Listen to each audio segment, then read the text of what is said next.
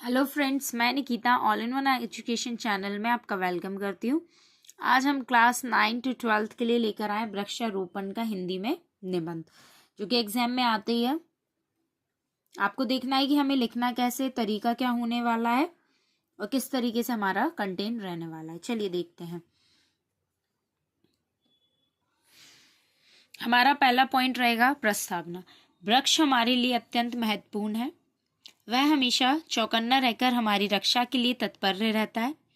वृक्ष जन्म लेने से लेकर मृत्यु उपरांत यानी मरने तक हमारे उपयोग में आते हैं, लेकिन मानव को भी उसके महत्व को समझना चाहिए।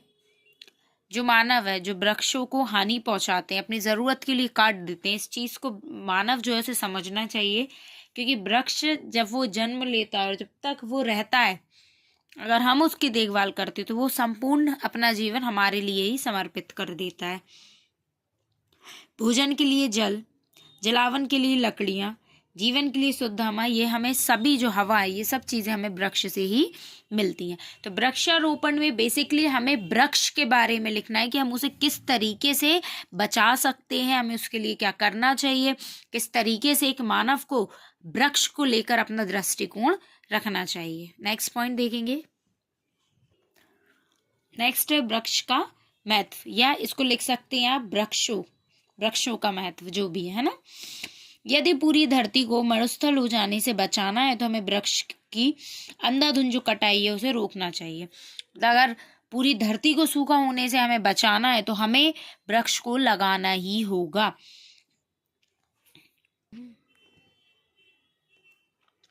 कारखाने से निकलने वाली जो कार्बन डाइऑक्साइड या कार्बन मोनोऑक्साइड होती है, हमारे शरीर के लिए हानिकारक होती है। तो हमें वृक्ष क्या करना चाहिए, ज़्यादा लगाना चाहिए। क्यों? क्योंकि वृक्ष जो है वो ऑक्सीजन हमें क्या करता है, हम जो ऑक्सीजन लेते हैं वो ऑक्सीजन हमें कहाँ से मिलती है, वृक्षों से। तो इसलिए हमें ज़्यादा से ज़्यादा वृक्ष लगाना चाहिए। और इस चीज़ से जो हानिकारक गैसें हैं, जो हमें प्रभावित करती है, हमारे शरीर को हानि पहुँचाती है, उससे हमें वृक्ष बचा सकता है ना। नेक्स्ट पॉइंट देखेंगे, वृक्षों से लाभ। आप इसको अपने अकॉर्डिंग भी लिख सकते हैं। एक तरीका देख लें कि आपको लिखना क्या है, क्या पॉइंट लेना है और क्या क्या आप लिखने वाले हैं। आज हमें जो पानी मिल रहा है मीठा, शुद्ध वायु मिल रही है, फल मिल रहे हैं, लकड़ियाँ मिल रही, जड़ी बूटियाँ जो मिल रही हैं वो हमें वृक्षों से ही मिल रही हैं। वृक्ष हमें कई प्रकार की ऐसी चीज़ें देते हैं जिससे हमारा जीवन सरल और सुविधाजनक बन गया है। खाने के लिए सब्जियां, फ्रूट्स, लकड़ियां, जो सारी चीज़ें हैं, कई तरीके की और भी चीज़ें, सबसे मैंने ऑक्सीजन जो हम लेते हैं वो भी हमें वृक्ष ही देते हैं। तो हमारे जीवन में सबसे ज़्यादा जो रोल इम्पोर्टेंट है वृक्ष का, वो यही आता है समझ में। कटाई की प्रतिपूर्ति। अपने भविष्य को सुरक्षित रखने के लिए कटाई की जगह रोपाई को सुनिश्चित करना चाहिए।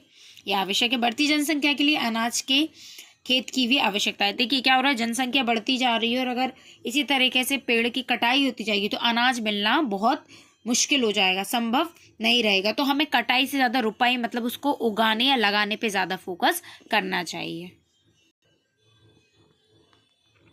चलिए नेक्स्ट पॉइंट है उपसंहार। वृक्षारोपण अत्यधिक आवश्यक है। वृक्षों से ही मानव का जीवन सुखी और आनंदमय हो सकता है ना, या रह सकता है।